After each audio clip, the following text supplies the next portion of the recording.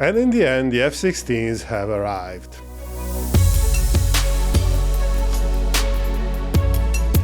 Well, we have seen them being officially introduced to the public, with Zelensky in person announcing their arrival.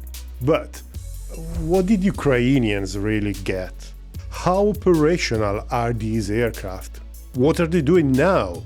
What they will be doing in the future?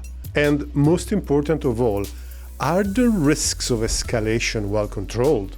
Moreover, was there anything unexpected about these aircraft? Anything that we didn't know? And well, yes, indeed there was.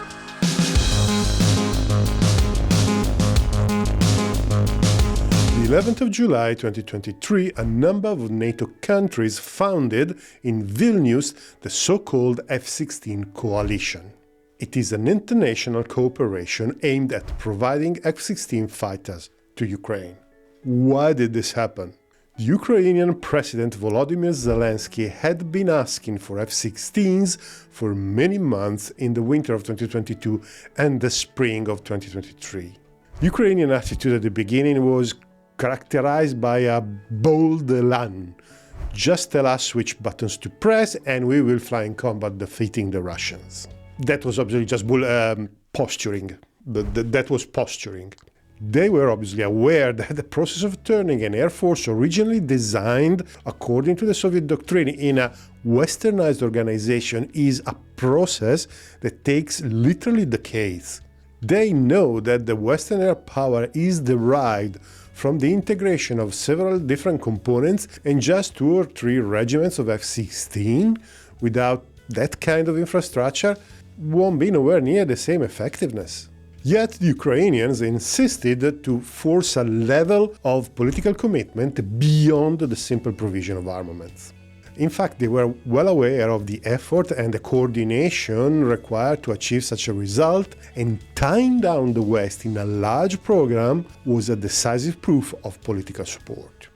Now, we are seeing the first results of that effort.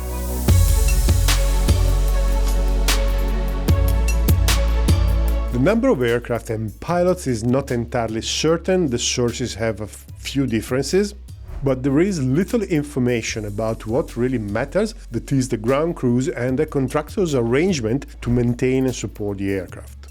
In fact, all air forces rely heavily on civilian contractors for maintenance, but Ukraine, so far, at least officially, has been a no-go zone for any of them. Which is bringing back one of my worst fears, to be honest, that the aircraft will be based outside Ukraine. In fact, one possible operating model which has been flaunted again recently is that the aircraft will be based in Poland or Romania. They will fly unarmed into Ukraine, they will be quickly armed and refueled on an Ukrainian air base, then they will execute the mission, land in Ukraine to disarm, and then fly back to Poland or Romania. This is an incredibly dangerous operating model that will make air bases in NATO territory legitimate targets for the Russians. Even according to international rules, it could be argued those NATO bases could become legal targets. And God only knows what would happen if the Russians did that. It is an abyss that I don't want to stare into. For now, nothing of the sort has happened or has been officially stated, and let's hope that wisdom prevails. Ukrainians have already conducted adaptation works on their bases to host the F-16s. What was actually built and where, though, is not in the public domain. Anyway, the aircraft being planned to be delivered to Ukraine are as follows. Well, first, there will be no aircraft from Greece, which is giving some support but not airframes. The Greeks have denied this possibility, and the F-16s being available are even older than the F-16A MBM MLU being provided by the other partners. There will be, though, 30 Belgian aircraft plus 10 non-flying airframes to use as spares, taken from the 160 acquired in various stages, and now in the process of being phased out for the F-35. 19 Danish airframes of the total of 78 acquired by Denmark will be provided. The aircraft that we have seen in the videos are ex-Danish, probably part of the lot of 6 that was initially promised as a quick delivery in 2023. It is interesting to know that Denmark has recently signed a contract with Argentina too for the sale of 24 used airframes, since in Denmark they are being replaced by the F-35 as well. 24 Dutch aircraft are also expected to be among the first to arrive, part of the 213 original airframes acquired by the Netherlands. The F-35s are arriving here too, so there are plenty of spares. Norway will be delivering either 6 or 12 aircraft of the 74 originally acquired. The Norwegian aircraft, though, are not flying because they have been entirely replaced by the F-35s in 2022. 32 of these mothballed aircraft have been already sold to Romania, and Romania is going to have an important role in the training of the Ukrainian pilots. In fact, the Romanians will have to train pilots for the F-16s, and the Ukrainians will have to train pilots to fly up to around 85 airframes. This means that there are around 150, give or take, pilots in need of transitioning to the F-16. Transitioning to the F-16. Moreover, there are European air forces still using the aircraft that will need to keep going with the pilot training on their part. Well, it seems strange to say, but there is still an interesting market demand for F-16 pilots training. And where there is demand, an offer soon appears. The F-16 coalition agreement included the creation of a European F-16 training center on the airbase of Fetesti in Romania. And all of this is done with a very singular arrangement. The base is under Romanian sovereignty, but the F-16 training operations will be managed privately by a civilian partnership, which contracted companies like GFD, Ilias Solution, Daedalus Aviation, and the famous Draken International.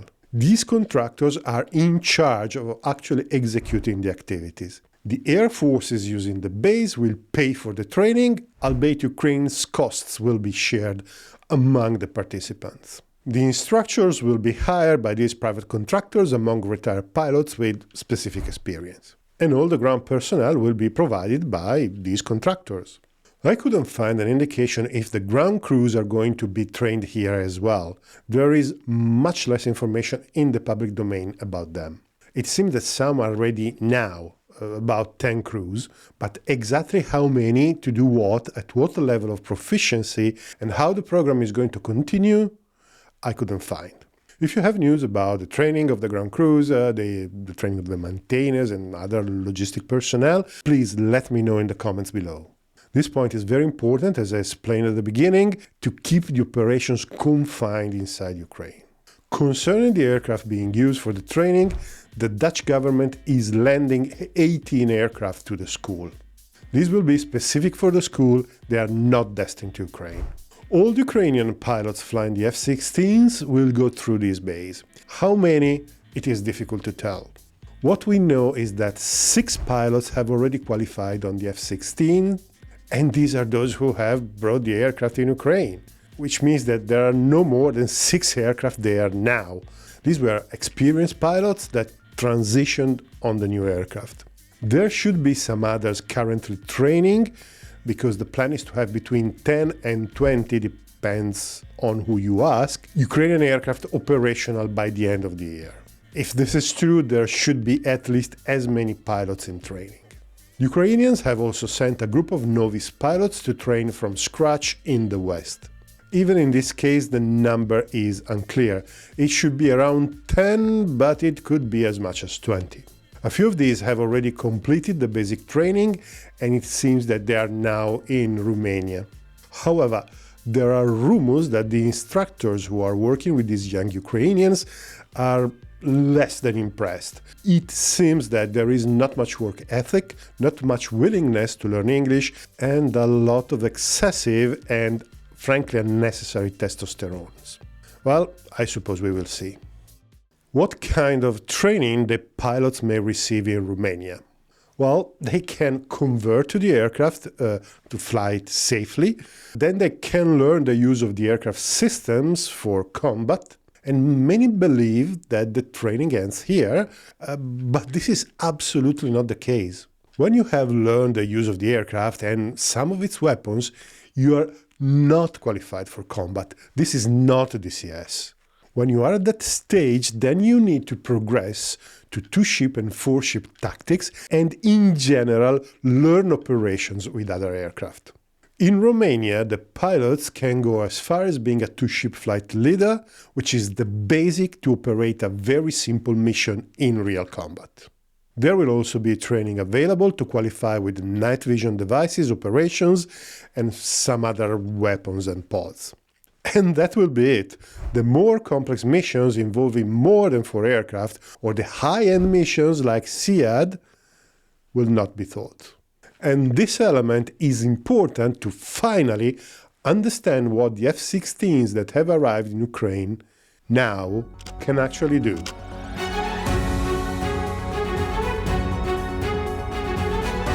The aircraft that we have seen can give us some hints of the missions the Ukrainians are planning to execute. The aircraft have been seen in an air-to-air configuration with AIM-120B and AIM-9M. These are more or less standard weapons for all the F-16s in the world and for many other Western aircraft, but they are also really old. The AIM-120B is an obsolete variant of the AMRAAM, first delivered in 1994.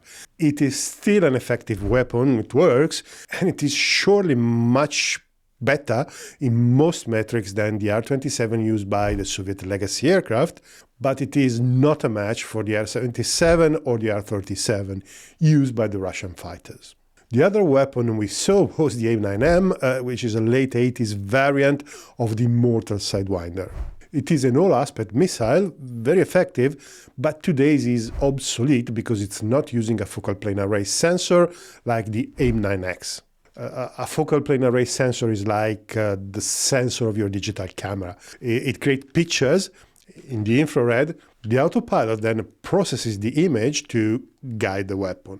Older variants like the 9M just use infrared sensors incapable of creating a proper image, but they use various ingenious methods to assess the potential target direction. I'm quite sure that large quantities of these oldish weapons are still available in NATO warehouses, so as usual, well, they are provided to Ukraine. We can't really exclude that Ukraine is going to receive more advanced variants of both weapons. These are already integrated with the aircraft, so it would be a smooth transition.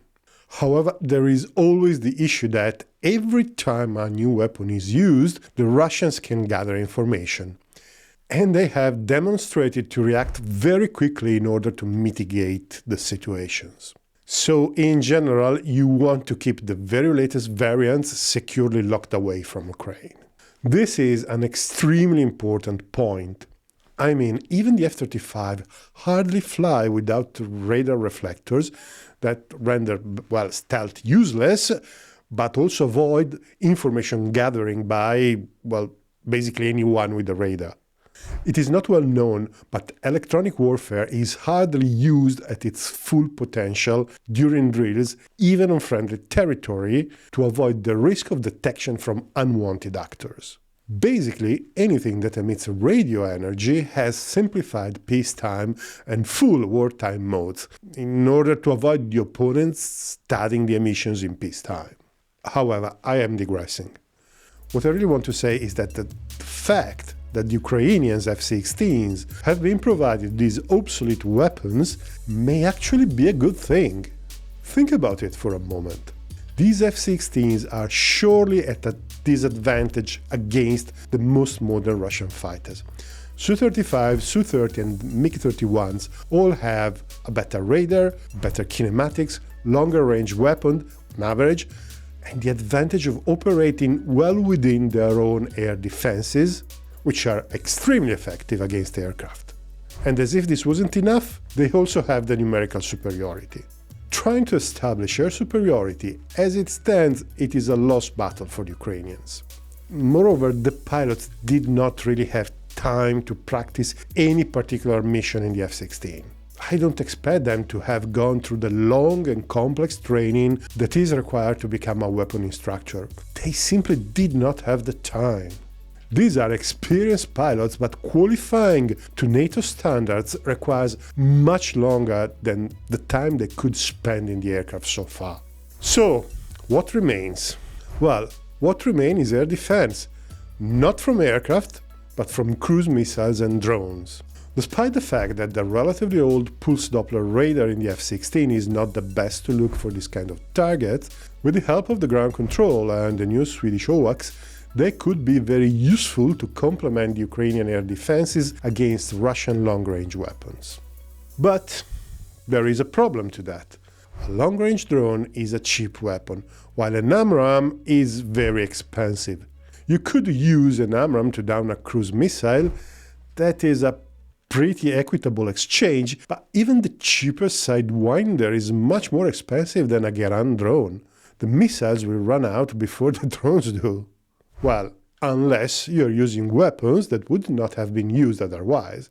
120Bs and 9Ms would probably end up being decommissioned, and someone would have had to be paid to dispose of them. But if you can launch them against a target, well, you're actively saving money. And I'm sure that they can still work very well against these kind of drones and cruise missiles. So this is the reason why providing all the air-to-air weapons to Ukraine is not as bad as it may seem at first sight. And for what we have seen now, Ukraine seems to have adopted this line. The F-16s haven't flown any mission near the contact line. They're not establishing air superiority over Kursk, like some uninformed people have hurried to let everyone know on social media. For now, they are probably just familiarizing and getting used to the platform, and they are also probably setting up the standards for the type of flexible and dispersed deployment that they need to avoid long-range attacks. And if everything goes well, they will be soon start chasing drones and cruise missiles. However, there is one thing that we have seen on the Ukrainian F-16s that was unexpected, and that could move the needle. Maybe not moving it to entirely the other side, but surely not in a negligible way. But to learn what this thing is, you need to click on the video that is going to appear beside me. So, thank you for watching this video and see you there.